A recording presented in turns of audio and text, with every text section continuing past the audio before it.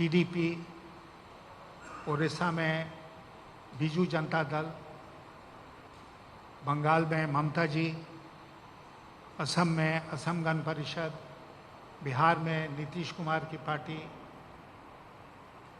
उन्होंने एक national coalition सच माने में बनाया।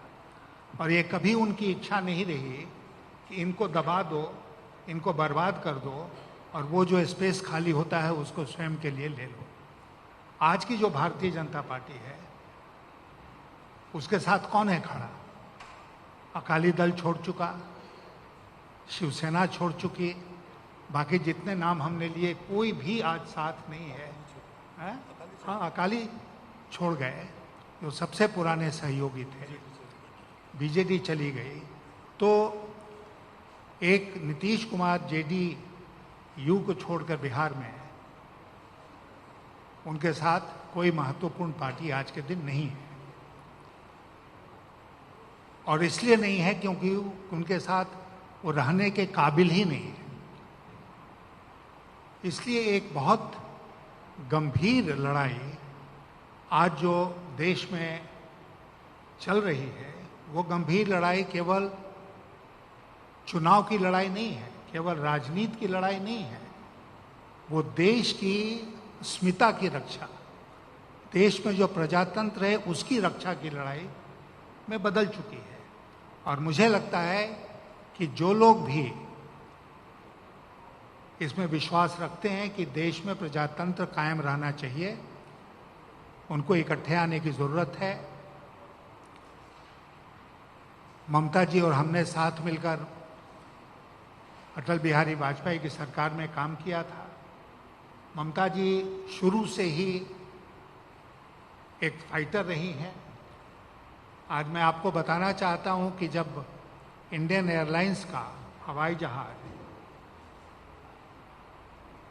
उसको अगवा कर लिया गया था, अपहरण हो गया था और जो आतंकवादी थे उसको कंधार ले गए थे, तो कैबिनेट में एक दिन चर्चा हो रही थी, तो ममता जी ने ऑफर किया कि वो स्वयं हॉस्टेज बन के जाएंगी वहां पर, और शर्त ये होनी चाहिए कि बाकी जो हॉस्टेजेस हैं उनको आतंकवादी छोड़ दें और वो उनके कब्जे में चली जाएंगी और जो कुर्बानी देनी पड़ेगी वो कुर्बानी देंगी देश के लिए। तो आज ऐसी सारी ताकतों को इकट्ठे आने की जरूरत है। बंगाल में चुनाव होने जा रहे हैं, इसमें कोई शक नहीं है कि तृणमूल कांग्रेस बहुत थंपिंग मेजॉरिटी के साथ सत्ता में वापस आएगी। लेकिन मुझे लगता है कि हम सबका कर्तव्य बनता है कि उस थंपिंग मेजॉरिटी को और थंपिंग बनाएं और बंगाल से एक संदेश जाए पूरे देश में कि देश अब इसको बर्दाश्त नहीं करेगा। जो कुछ मोदी और शाह दिल्ली से चला रहे हैं उसको देश अब बर्दाश्त नहीं करेगा और उसका पहला टेस्ट यहाँ पर है। आप जानते हैं गोपाल कृष्ण गोखले कह के गए थे कि what Bengal thinks today India thinks tomorrow. तो मुझे कोई शक नहीं है कि बंगाल के भविष्य के लिए ये चुनाव तो बहुत महत्वपूर्ण ही है, देश के भविष्य के लिए भी ये चुनाव अत्यंत महत्वपूर्ण है। और 2024 का जो परिवर्तन का रास्ता है दिल्ली में, वो आज बंगाल से होके गुजरेगा। तो इसलिए मैंने ये सोचा कि आज का ये वक्त जो है वो बहुत ही विशेष है और आज मुझे जो भी छोटी मोटी ताकत मेरे पास है उसको हमको जोड़ना चाहिए तृणमूल कांग्रेस के साथ और मिल के काम करना चाहिए।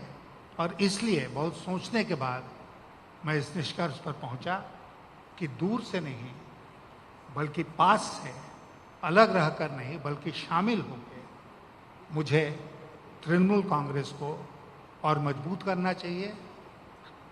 बंगाल में, इस चुनाव में, पूरे देश में ताकि दिल्ली में 2024 का परिवर्तन संभव हो सके। तो ये मैं अपनी तरफ से आपसे कहना चाहता था। मैं आभारी हूँ अपने सारे वरिष्ठ साथियों का, और विशेषकर ममता जी से, क्योंकि उनसे हमारी सुबह मुलाकात हुई, बहुत लंबी मुलाकात हुई, लगभग 45 मिनट हम लोग रहे साथ और कई मुद्दों पर चर्चा हुई। उसी से थोड़ी देर हो गई यहाँ आने में।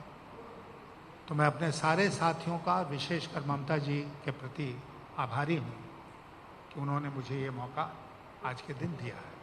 बहुत बहुत अच्छा सवाल पूछा आपने, मुझे इसको कवर करना चाहिए था शायद।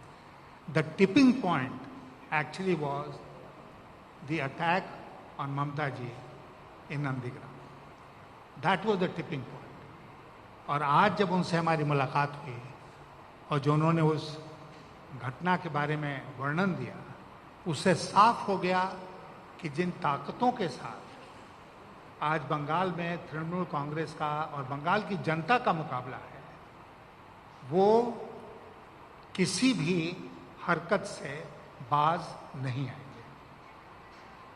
तो वो किसी हद तक जा सकते हैं, लोगों की हत्या करा सकते हैं, लोगों के ऊपर अटैक करा सकते हैं, उनको इमोबिलाइज कर सकते हैं, किसी हद तक जा सकते हैं चुनाव जीतने के लिए। वो एक तरह से वो मोमेंट ऑफ डिसीजन था ममता जी के ऊपर जो अटैक हुआ। मैंने सोचा कि अब बाहर रहकर नहीं, बल्कि बगल में रहकर, अंदर रहकर मुझे उनका साथ देना चाहिए। मैंने वो रिपोर्ट देखा नहीं है, लेकिन चीफ सेक्रेटरी वहाँ थे क्या? नहीं थे। जिनके ऊपर अटैक हुआ वो क्या कह रही हैं, सबसे महत्वपूर्ण वो है।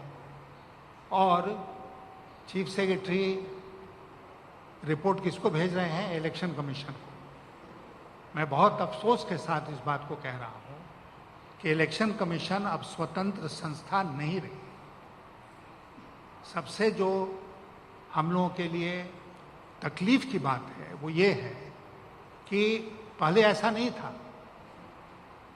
मैंने एक हाल में एक ट्वीट में कहा कि पहले ये था कि चाहे पॉपुलर रूल होगा, इलेक्टेड लोग शासन चलाएंगे, या धारा 356 लगेगी किसी राज्य में और प्रेसिडेंट रूल लगेगा। यही व्यवस्था है संविधान में। ये इलेक्शन कमीशन रूल की व्यवस्था नहीं है। इलेक्शन कमीशन रूल जो चुनाव की घोषणा के बाद और मॉडल कोड ऑफ कॉन्डक्ट लगने के बाद लागू हो जाता है, उसका कोई संवैधानिक उसके लिए व्यवस्था नहीं है, लेकिन हो जाता है ना। इलेक्शन कमीशन संविधान के मुताबिक इलेक्शन कमीशन का कंट्रोल होता है उस मशीनरी के ऊपर जो सीधे चुनाव कराएगी। और सीधे चुनाव कौन कराता है? District election officer. वो कौन होता है? वो होता है district magistrate. District magistrate district election officer होता है और वो चुनाव कंडक्ट कराता है अपने जिले में। लेकिन ये जो धीरे धीरे करके क्रीप कर करके इलेक्शन कमीशन ने सारा अधिकार अपने पास ले लिया है, मेरे मुताबिक संविधान इसकी इजाजत नहीं देता है।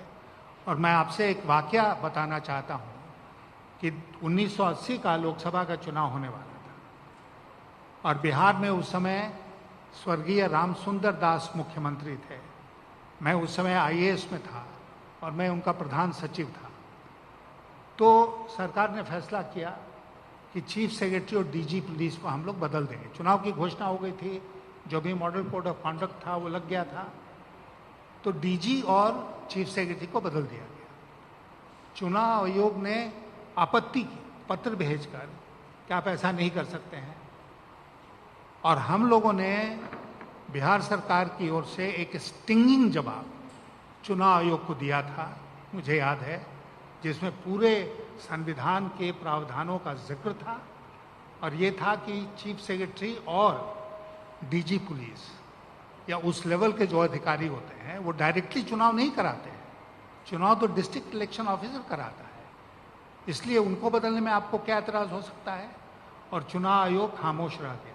वही कानून जो आज के दिन है 1980 में भी था। लेकिन जैसा मैंने कहा कि क्रीपिंग एक्विजिशन, क्रीप कर कर के आगे बढ़ बढ़ कर एक व्यवस्था बन गई है कि चुनाव आयोग जब घोषणा करेगा चुनाव का तो वो मॉडल कोड ऑफ कॉन्डक्ट लेगा और उसके बाद पूरा शासन जो है वो चुनाव आयोग के हाथ में चला जाता है। चीफ सेक्रेटरी कौन बनेगा, चुनाव आयोग तय करेगा। डीजी कौन बनेगा, चुनाव आयोग तय करेगा। एडीजी कौन बनेगा, चुनाव आयोग। कहाँ से यह अधिकार मिला चुनाव आयोग? तो इसलिए, और वो भी हम शायद माइंड नहीं करते, लेकिन जैसा मैंने शुरू में आपसे कहा कि वो स्वतंत्र संस्था रही ही नहीं, वो तो आज कठपुतली है भारत सरकार की। इसलिए विश्वास उठ गया है चुनाव आयोग से। इसलिए उन्होंने क्या कहा, उनके मातहत जो लोग हैं उन्होंने क्या कहा कि कैसे अटैक हुआ नहीं हुआ, वो बिल्कुल बेमानी बात है आज के दिन। और जिसको चोट लगी वही बता रहा है जब कि कैसे अटैक हुआ, तो उससे बेहतर और बयान कौन कर सकता है इसका। जब मैंने कहा कि इलेक्शन कमीशन स्वतंत्र संस्था नहीं रही, तो मेरा मतलब यही था साफ तौर पर कि जिस प्रकार प्रजातंत्र की अन्य संस्थाएं भारत सरकार और खास करके मोदी शाह के नियंत्रण में चली गई हैं, उसी प्रकार चुनाव आयोग भी चला गया है। आज हमारी ममता जी से जब बात हो रही थी, 8 फेज का चुनाव बंगाल में कराएंगे, किस बेसिस पर कराएंगे? पहले 7 फेज हुआ था, तो इस बार 8 फेज कराएंगे। मैंने तो एक ट्वीट करके लिखा कि 294 दिन क्यों नहीं चुनाव कराया? हर दिन एक विधानसभा का चुनाव होगा, कराते रहो चुनाव, तुम्हारा शासन चलता रहेगा। ये कोई मतलब हुआ?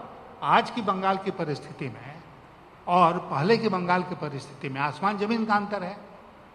तो नहीं, पहले हुआ है इसलिए हम कराएंगे इसको। और सबसे जो आश्चर्य की बात है, एक जिले में चुनाव हो रहा है, एक ही जिले में एक दिन एक कॉन्स्टिट्यूंसी का चुनाव हो रहा है, दूसरे दिन दूसरी कॉन्स्टिट्यूंसी का चुनाव हो रहा है। आप एक ही दिन को नहीं एक जिला में एक चुनाव कराते हैं।